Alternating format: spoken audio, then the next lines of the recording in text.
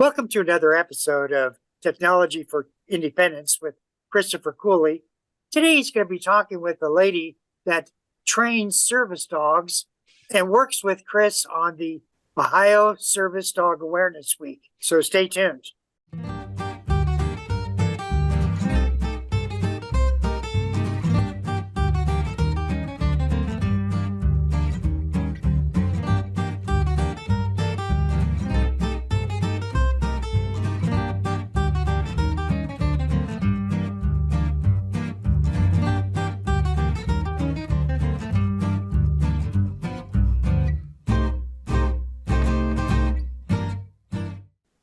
Welcome back to another episode of Technology for Independence with Christopher Cooley.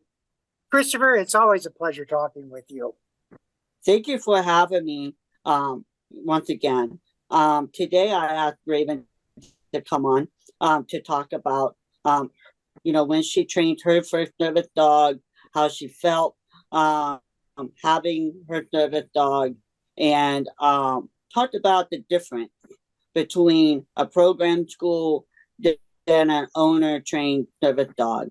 I know a lot of us get confused when we hear owner-trained service dog, meaning a lot of it, think, oh, I could train my dog to be a service dog without going through a program school. And sometimes that could be confusing. It was confusing when I first met folks and met Raven, knowing that she trained her own service dog. I always wonder how do you do that? Because I'm used to the program schools. And so I'm going to turn it over and let Raven introduce herself and tell us a little bit about her and her service dog. Thanks so much for having me on. I really appreciate it. So I am Raven. I am 35 years old, and I have had a service dog for around 5 years now. I first got my service dog when I was 29, I believe. I was about 29 years old. And I was so excited to find out that I was able to have a service dog and train myself versus going through a program. I did look into programs, and unfortunately, being disabled, I was not able to afford the cost. And to get on a list, you have to meet certain qualifications as well. And unfortunately, some of those I did not meet. So I'm happy to say that being an owner trainer has just broadened my horizons as far as service dogs and expectations. Program dogs are wonderful, but it's good to know that you have the ability to train the dog yourself as well. But what kind of breed of dog do you have? I actually have mutts. I love mutts. They can be great service dogs. My first service dog, her name is Luna, and she is a husky and pit bull mix. And my second service dog is about 3 years old now, and her name is Phoebe, and she is actually a poodle mix with a Burmese mountain dog. Hey, have you ever found that there are certain types of dog breeds you just don't want to have as a service dog? Well, technically any breed of dog can be a service dog. It just depends on the temperament. So I haven't quite really come across any particular breed that I don't necessarily like or wouldn't think would be a good service dog.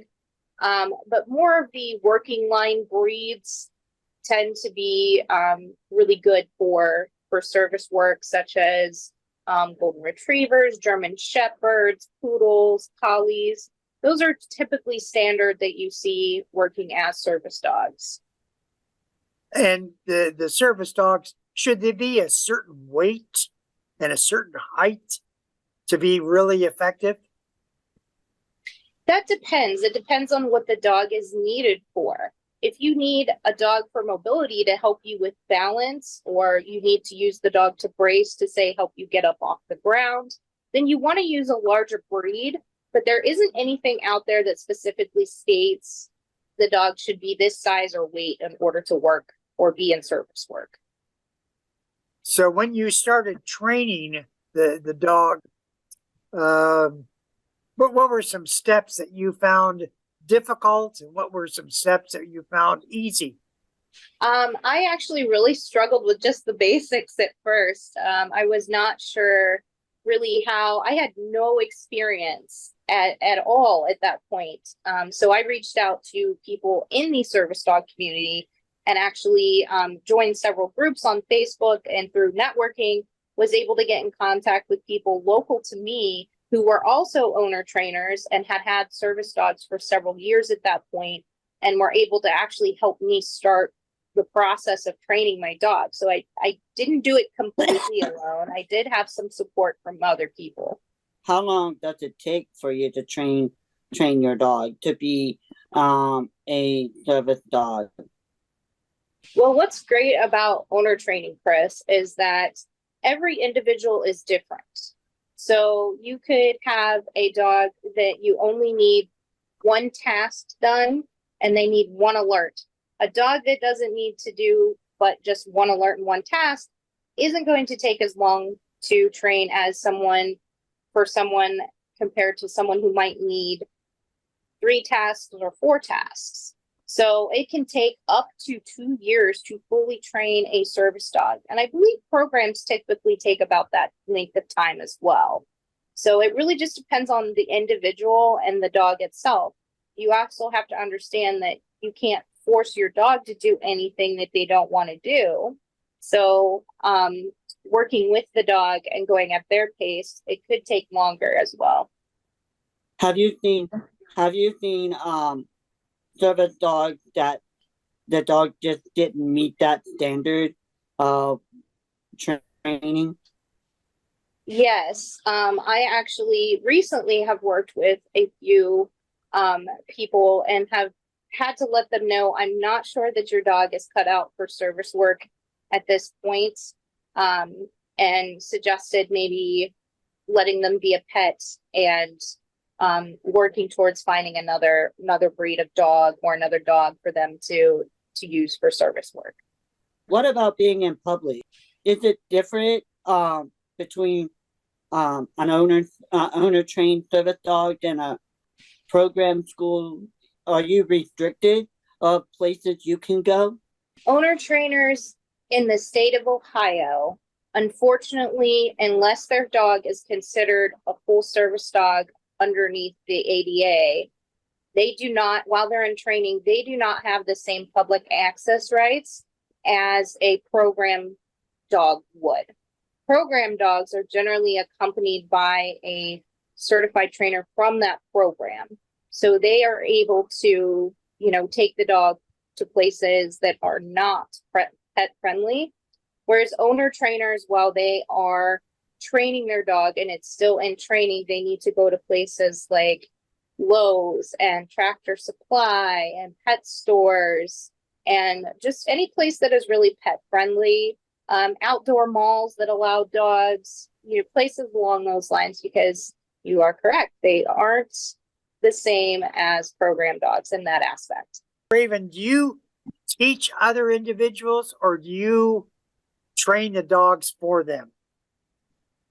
I teach other individuals. I just recently, back in January, started my own dog training business. I do train pet dogs. I don't just train service dogs, but I do take on a few service dog clients at a time. And my motto is actually teaching humans to speak dog. So sounds like a good book. Yeah. So I actually do teach owner trainers. Basically, they come into my program, and it is an owner trained program. I'm not a program like Pilot Dogs or anything like that, but I love the ability to be able to guide and assist other individuals with disabilities who need a service animal that can't afford these program dogs, to help them train their dog as well. So when you help an individual train your dog, is there some kind of certification that is needed at the conclusion to be a fully functional service dog? No, actually, there is no certifications for service dogs, whether they are program dogs or owner trained dogs. Legally, under the ADA, a dog needs to have one task, be well behaved in public and under control, and be house trained to be considered a full service dog. So the dog that you have is a one-task dog, or is it a multitask dog? She does multiple tasks. She has 2 alerts that she does. She Now, alerts when you say me. alerts, what do you mean by that? An alert can be like the dog paws at you, paws at your leg, say you have a nervous habit of scratching your skin until like you have a sore or you're bleeding. That's not healthy. So the dog could paw or scratch at your leg or your hand to prevent you from doing that. Say, for example, you have seizures. Maybe the dog is going to bark just once to alert you to the fact that you are going to have a seizure. And have you found dogs to be have a sixth sense about their owners? Some of them do, yes. Some of them pick up on these things on their own. For example, I have a heart issue. My current service dog has been able to pick up on the ability to alert me when my heart rate goes too high, consistently at 120 or higher. So anything higher than like 120, I'm really starting to get kind of dizzy a bit, and I need to find a place to sit down. And sometimes I'm not always aware of that before it's too late, and I'm getting so dizzy that I could pass out, I could fall over. So she lets me know, hey, you need to go sit down. Huh. And how does she do that? She will jump up on me, actually. So it might actually look like she's misbehaving, but she's not. She's jumping up, usually on my chest, to let me know, hey, you need to go sit down. Huh. Are there other things that she does that give you a different kind of an alert? Yes, she will paw at my leg if I am having a very anxious moment or I'm getting ready to maybe go into a panic or anxiety attack, because I have precursors that I do, like I might start swaying my body, or I'm biting at my nails, you know, things like that. And she will paw or alert to me to let me know, hey, maybe you should take some medication. You're doing your things that let me know that you're anxious, or you could be having a panic attack. Since she is a in-home service animal, when you go outside, how do people know that it's a service animal and to let it do its work? She does have a vest or harness that she wears. Oh, okay. She has multiple. A lot of us owner trainers, we have gear hoarding issues where we have more gear than we really need for our dogs. But that's where it's different from programs as well. Programs usually have one harness for the dog or one vest for the dog, and they request that that vest or that harness be the only thing that the dog wears. So she is marked as a service dog when we go out, either in a harness or a vest that I have for her. Chris, you've had a number of different service dogs. Have you ever thought about training your own dog? No, I am not really, keen on training, but I have recommended people, other folk. I have recommended other folk to go and try out different program schools or different trainers that may be able to help them. But I have never thought about doing my own training. I wouldn't know how to do it versus someone that has the ability to do it. So if I were to come along, Raven, and say, Raven, my cataracts are such that I just can't see anymore. I want to get a service dog. What are a few things I need to be aware of or I should prepare for when training my service dog? Well, one of the biggest things is I suggest people start with a puppy. That way they can bond with that dog and just start with basics and just getting the dog used to being at home. Then as the dog gets a little bit older, we also would want to temperament test the dog and see how they are with different sounds, noises, being handled, things like that as a young puppy, and to make sure that they show good potential of being able to work in different environments where it may be loud and noisy, traveling in different various vehicles or on airplanes, things like that, and make sure that they're able to handle that. So you want to find somebody that can temperament test the dog, whether that's just a local dog trainer, or maybe reach out to a program and say, I'm training my own dog, but I do need this dog temperament tested. Would that be something that you'd be willing to offer to me? Aside from that, just being able to make sure that you're going to be able to be financially responsible for the dog as well, because programs tend to take care of their dogs. If anything goes on, they will get that care for the dog or bring the dog back into the facility until it's well enough to go back to its handler. So you want to make sure that you're going to be able to provide that care, and not only that, but also a high quality food for the dog as well, from puppy well into and through adulthood. This dog is basically your medical equipment. It is helping you live a better and more independent life. So they need to have the best life and care possible. Now, you two, Chris and Raven, you have an event coming up at the end of July. At the end of July is Ohio. The last week of July is Ohio Service Dog Awareness Week. And Raven has been a big help with me the last few years in just getting together and coming up with ideas, if it's a walk or if it's just going out and visiting restaurants, cafes. This year, we came up with an idea about giving back to our community, and so Chocolate Cafe in Columbus, off of Northwest Boulevard, is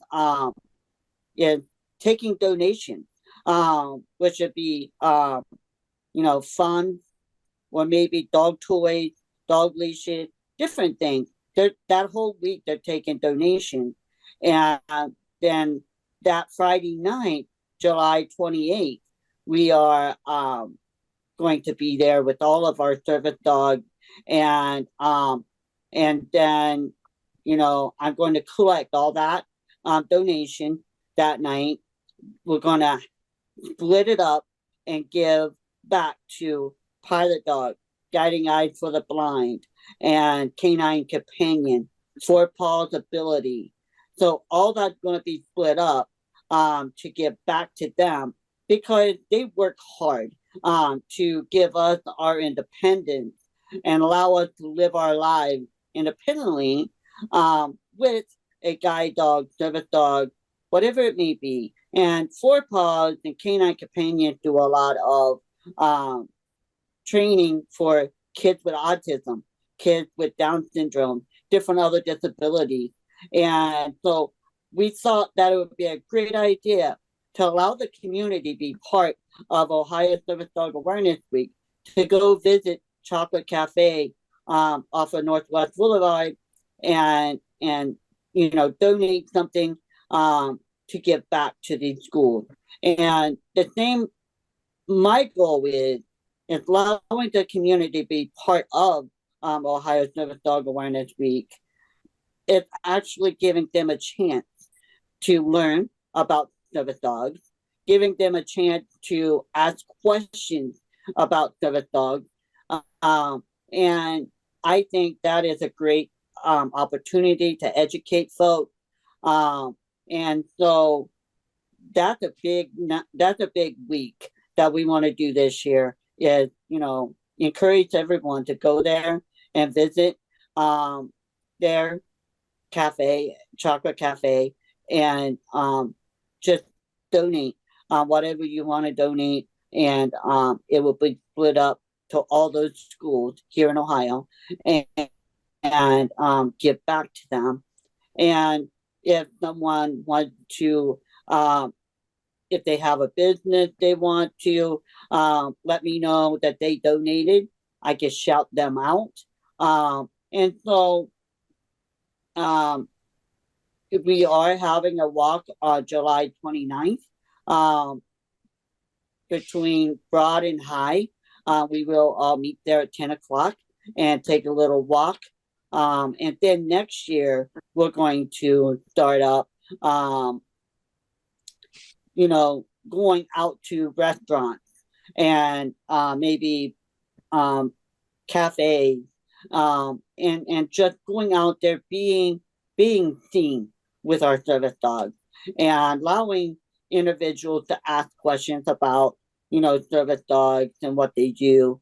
So next year is going to be a little different. We're going to start going out to cafes and restaurants, maybe some other activities in the park, because we want to be seen, and allow people to know that we are people first, and our service dog is our eyes and ears, or maybe mobility, whatever it may be. Our service dogs are well behaved, and so it just kind of opens the door to different, opens the door for us to be able to enjoy our independence and things like that.